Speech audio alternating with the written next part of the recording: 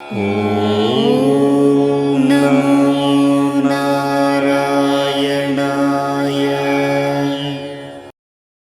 லக்ஷ்மி கடாட்சம் நேயர்கள் அனைவருக்கும் வணக்கம். இந்த பதிவில் தீபாவளி பற்றி பார்க்கலாம்.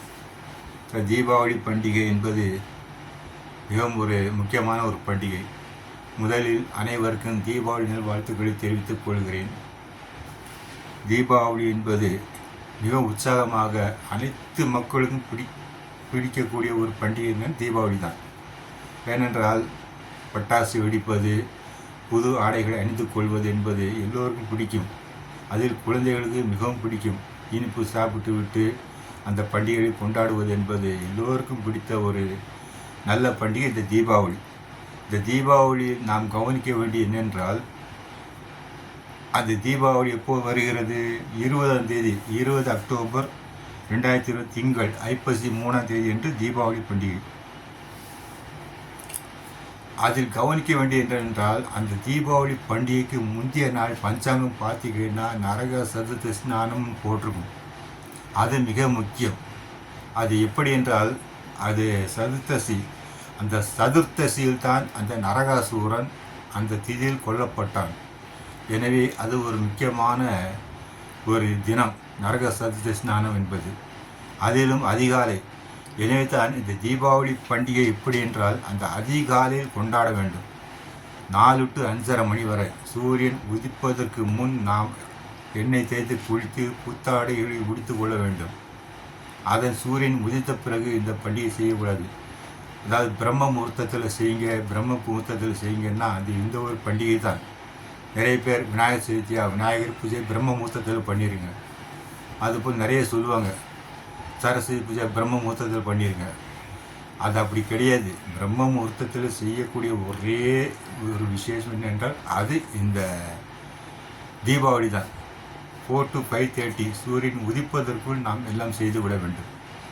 அதன் பிறகு 20ஆம் தேதி தீபாவளி பண்டிகை முழுவதுமாக கொண்டாடுவார்கள். அது வேறு விஷயம். அது தீபாவளி. இது நரக சதுர்த்தசி. அன்று மாலை விளக்கேற்றி வழிபடுவது.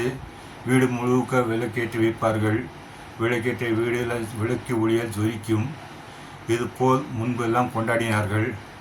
அதன் பிறகு தீபாவளி 20ஆம் தேதி ஐப்பசி மாதம் 3ஆம் தேதி அன்று என்னென்றால் சாயங்காலம் லட்சுமி குபேர பூஜை செய்வது வழக்கம். அநேக பேர் செய்வார்கள். இது திங்கட்கிழமை. அதன் பிறகு அன்றைய தினம் சதுர்த்தசி திதி மாலை 4 மணி வரை இருக்கிறபடியால் அமாவாசை எப்போ வந்துள்ளது என்றால் 21ஆம் தேதி செவ்வாய் என்ற அமாவாசை. மிகவும் நல்ல ஒரு நாள். மிகவும் தெளிவாக இந்த வருஷம் அமைந்துள்ளது. தீபாவளி என்ற அமாவாசை வருமா, மரண அமாவாசை என்று கேள்விக்கு இடமில்லை. தீபாவளி திங்கட்கிழமை, செவ்வாய்க்கிழமை 21ஆம் தேதி என்ற அமாவாசை. அன்றைய தினம் கேதார கௌரி விரதம் நோன்பு இருந்து பூஜை செய்வார்கள். அன்றைய தினம் 21ஆம் தேதி. அது மட்டுமல்ல, அன்றைய தினம் பித்ரு காரியங்கள் செய்ய வேண்டும். பித்ருக்களுக்கு நாம் வணங்க வேண்டும். முன்னோர்களுக்கு சிராத்தம் செய்வது, தர்ப்பணம் செய்வது அன்றைய தினம் கண்டிப்பாக செய்ய வேண்டும். ஐப்பசி மாதம் கண்டிப்பாக செய்ய வேண்டும். அன்றைய தினம் குலதெய்வ வழிபாடு கூட அவசியம்தான். 21ஆம் தேதி செவ்வாய்க்கிழமை. இந்த நரக சதுர்த்தி ஸ்நானம் பற்றி நான் சொன்னேன். அதாவது அது ஏன் அவ்வளோ முக்கியம் என்றால், ஏன் இந்த பண்டிகை அதிகாலை 4 to 5:30 செய்து முடிக்க வேண்டும் என்றால், அதாவது நரகாசூரன் பற்றி நமக்கு தெரியும் ஓரளவுக்கு. என்னவென்றால், நரகாசூரன் என்பவன் ஒரு கொடிய அரக்கன். அவன் என்ன செய்தான்? தேவர்களையும் மனிதர்களையும் துன்பப்படுத்தி வந்தான். அவன் செய்த கொடுமைகள் தாங்க முடியவில்லை. தன் தாய் இந்திரனுடைய தாயின் குண்டலத்தை கவர்ந்து சென்று விட்டான். வர்ண பகவான் குடையை கவர்ந்து சென்று விட்டான். வர்ண பகவான் குடைக்கு ஒரு சிறப்பு உண்டு. என்னென்றால், குடைகள் எப்போதும் மழை பெய்து கொண்டே இருக்கும், தண்ணீர் விழுந்து கொண்டே இருக்கும். அதுதான் மழையாக பெய்கிறது. அந்த அளவுக்கு சிறப்பான இதையெல்லாம் அபகரித்து செல்கிறான். உடனே தேவேந்திரன் என்ன செய்கிறார் என்றால், பகவான் முறையிடுகிறார். பகவானிடம் முறையிடும் போது இது எப்போ நடந்தது என்றால், கிருஷ்ண அவதாரம் துவாபர யுகத்தில் நடந்தது. இந்த நரகாசுரன் கொல்லப்பட்டு துவாபர யுகத்தில். எனவே அந்த நரகாசுரனை கொல்ல வேண்டும். எப்படி? அவன் ஒரு வரம் வாங்கியிருந்தான். என்னென்றால், அவன் தன் பெற்றோர்கள் தான் கொல்லப்பட வேண்டும், யாரும் கொல்ல முடியக்கூடாது என்று ஒரு வரம் வாங்கியிருந்தான். அந்த வரத்தின்படியே பகவான் என்ன செய்கிறார் என்ற கிருஷ்ணனாக அவதாரம் எடுக்கிறார். கிருஷ்ண அவதாரம் எப்போ நடந்தது? துவாபர யுகத்தில். அப்போது சத்யபாமா பூமி தேவியாக அவதாரம் எடுக்கிறார்கள்.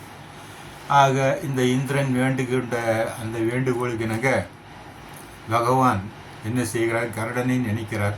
அப்போ கருடன் வருகிறார். கருடன் அவர் மேல் தாயாரும் பெருமாளும் ஏறி பிராக் ஜோதிஷபுரம் செல்கிறார்கள். இது அசாம் பகுதியில் உள்ளது.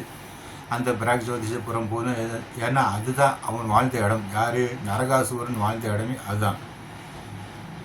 பெரிய கோட்டை கட்டி கொண்டு தீய சேர்க்கை, எல்லோருமே தீயவர்கள், அவர்களுடன் சேர்ந்து வாழ்ந்து கொண்டிருந்தான். கந்தர்கள், கிண்ணர்கள் போன்ற ராஜாக்களின் கன்னிகைகளை அவன் கவர்ந்து சென்று சிறை வைத்திருந்தான். இது போன்ற அட்டூழியங்கள் நிறைய பண்ணி கொண்டிருந்தான். அவனை அழிக்க வேண்டும்.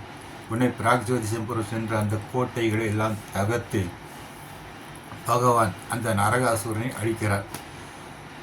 அந்த அழித்த நேரம்தான் இந்த சதுர்த்தசி திதி இருந்தது.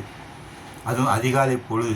எனவே தான் அன்றைய தினம் அதிகாலையில் நீராடி அந்த நரகாசூரன் இறந்த தினத்தை நாம் கொண்டாடுகிறோம். நரகாசூரன் இறந்த தினத்தை கொண்டாடுகிறோம். அது அந்த திதி, அதுதான் நரகா சதுர்த்திஸ்தானம் என்று கொண்டாடப்படுகிறது. அது மட்டுமில்லை, அவன் இறக்கும் போது தன் தாயிடம் ஒரு வரம் வாங்கினான். என்னென்றால், என்னுடைய மரணத்தை அனைவரும் சந்தோஷமாக கொண்டாட வேண்டும், யாரும் வருத்தப்படக்கூடாது என்றெல்லாம் அவன் வாங்கியிருந்தான். வண்ணமயமாகவும் ஒளிமயமாகவும் என்னுடைய மரணத்தை அனைவரும் கொண்டாட வேண்டும் என்று. அதற்கேற்றாற்போல்தான் மக்கள் அனைவரும் அவனுடைய மரணத்தை மிக சந்தோஷமாகவும் உற்சாகமாகவும் கொண்டாடுகிறார்கள். இப்போது ஐப்பசி 2ஆம் தேதி என்னது? 19ஆம் தேதி மாத சிவராத்திரி, தன்வந்திரி ஜெயந்தி. நரக சதுர்த்தி அது காலையில் இரவு தான் போட்டிருக்கோம் பஞ்சாங்கத்தில். இரவு பின் இரவு நரக சதுர்த்தி ஸ்நானம் போட்டிருக்கோம். 20ஆம் தேதி தீபாவளி, 21 அமாவாசை. அன்றைய தினம் முன்னோர்களை வழிபடுவது, பிண்டம் வைத்து வழிபடுவது, குலதெய்வ வழிபாடு எல்லாமே செய்யலாம். கேதார கௌரி நோன்பு கூட அன்று தான். மிக ஒரு சிறந்த முறையில் எந்த குழப்பம் இல்லாமல் இந்த வருடம் அமைந்துள்ளது என்பது ஒரு விசேஷம். அந்த அளவுக்கு இந்த வருஷம் விசுவாச ஆண்டு தீபாவளி பண்டிகை அமைந்துள்ளது. அதிகாலையில் கொண்டாடுவது தான் மிகவும் சிறப்பு. அதாவது சூரிய உதயத்துக்கு முன்பு நாம் எண்ணெய் தேய்த்து குளித்து புத்தாடைகள் உடுத்து கொள்ள வேண்டும். சூரிய உதயத்துக்கு பிறகு செய்வது என்பது அது அவ்வளவு சரியல்ல. அதிகாலை செய்ய வேண்டும். இந்த ஒரு பண்டிகை அந்த அளவுக்கு ஒரு சிறப்பு. பிரம்ம முகூர்த்தத்தில் செய்யக்கூடிய ஒரு பண்டிகை, வேறு ஒன்றுமே இல்லை. பிரம்ம முகூர்த்தத்துக்கு ஏராளமான சிறப்புகள் உண்டு. அது வேறு கதை, அது இன்னொரு வீடியோவில் பார்க்கலாம். ஆனால் இது அதிகாலை செய்து தீபாவளி கொண்டாட வேண்டும். அனைவருக்கும் தீபாவளி நல்வாழ்த்துக்கள் தெரிவித்துக் கொள்கிறேன். மங்களானி பவந்து.